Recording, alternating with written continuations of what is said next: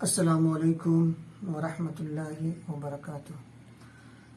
آپ سب سے آج ہم بات کرنا چاہیں گے کہ اسلام میں ایمان لانے کے بعد جو عقائد میں سب سے ضروری عقیدہ ہے وہ ہے عقیدہ آخرت۔ اس کے بنا مسلمان کا اسلام میں رہنا ناممکن ہے، اور یہ ایک ایسی چیز ہے جو آج کے وقت موجودہ حالات میں ہماری نئی نسل بالخصوص نوجوان طبقہ گمراہی کے شکار ہوتے جا رہے ہیں۔ نہیں سمجھ پاتے ہیں کہ ایک انسان جو مر جائے پھر دوبارہ اسے اٹھایا جائے گا، پھر سے حساب لیا جائے گا۔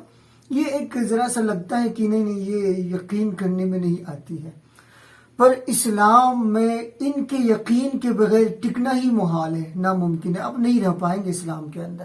اسلام میں رہنا ہے تو صرف عقیدہ سوچ لینا اتنا حد تک کافی نہیں ہے، بلکہ اس پہ 100% یقین جم کے رہنا چاہیے کہ ہر حال میں جو قرآن اور حدیث میں بیان ہوا کہ مرنے کے بعد ہم سے حساب لیا جائے گا، ہمارے تمام اچھے برے اعمال کا وہاں بدلہ ملے گا، جب تک اس پہ پختہ یقین نہ ہو تو ہم مسلمان نہیں رہ سکتے۔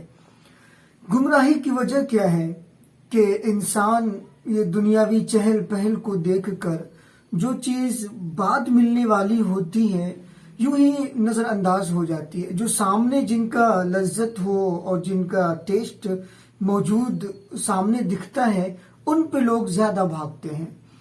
اچھا، آپ اگر زور دیں، اس پہ ذرا غور کریں تو آپ کی اپنا ذہن، اپنا مائنڈ اس بات کی طرف آپ کو لے جائے گا کہ نہیں، مرنے کے بعد آفٹر ڈیتھ بھی کچھ چاہیے، ضروری چاہیے۔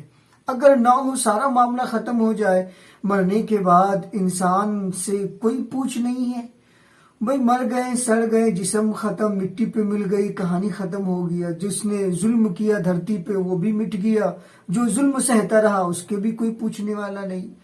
جس نے چوری کر کے زندگی گزاری، جس نے رشوتیں لی، امیر بنا اور اچھے اچھے گھروں میں زندگی گزارا، ایک بندہ دوسرا جو سچائی کو پسند کیا، رشوت نہیں، جھوٹ نہیں بولا، حرام کمائی سے خود کو بچا کے رکھا، پر یہ ہے کہ ہو سکتا ہے امیر نہیں بن سکا۔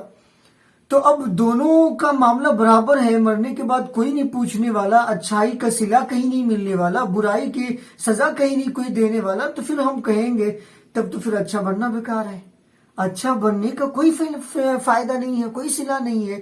تو یہ نہیں ہوتا، اصل میں ہوتا ہے کہ یہ دنیا امتحان ہے۔ اللہ خود کہتا ہے الذی خلق الموت والحیات لیبلوکم ایکم احسن عملا، کہ موت اور حیات کا مقصد ہی یہی ہے کہ تمہیں پہچان سکے تم میں سے کون اچھا عمل کرتا ہے، کون برا عمل کرتا ہے۔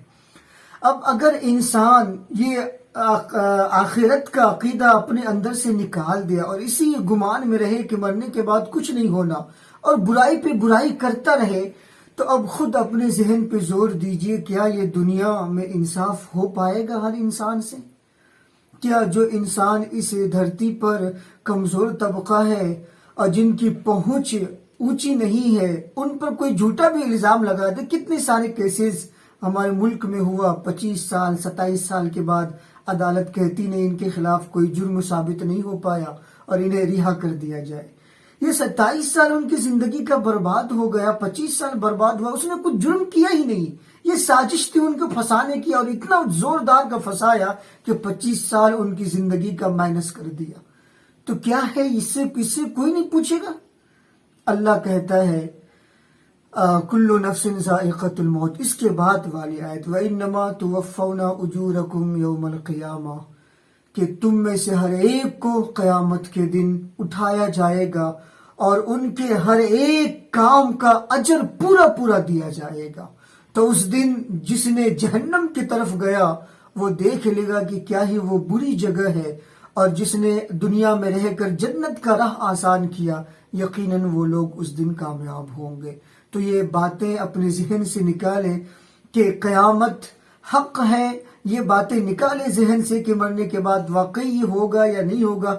کشمکش میں نہ رہو میرے بھائیوں، ہوگا وہی جو اللہ اور اس کے رسول نے کہہ دیا ہے یقیناً یہ ہو کے رہے گا. آپ غور کریں گے تو آپ کو خود بھی اس کا یقین ہو جائے گا. السلام علیکم.